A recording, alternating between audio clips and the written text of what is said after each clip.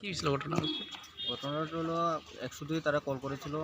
তো আমাদের call centre থেকে আমাকে কল করে দেয় একজন ভ্যাকেন্সি পেশেন্ট আছে, ও মানে প্রসূতির ব্যথায় অনেক যন্ত্রণা করছে। তার জন্য আমি গিয়ে ওইখান থেকে এসে হঠাৎ করে গাড়িতে উঠেছিলাম, রাস্তায় অনেক ব্যথা বাড়ে, তারপর আমি ডেলিভারি করাই বীরগঞ্জ এলাকায়।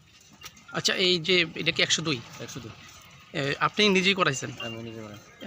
এই নিয়ে আপনি কতবার এইভাবে গাড়ির মধ্যে অন্তত সরকারি অ্যাম্বুলেন্সে সন্তান প্রসব করাছেন? এমন তো 30টার উপর করাইছে, কিন্তু পত্রিকা নিউজ চ্যানেলে 20টার মতন হয়েছে।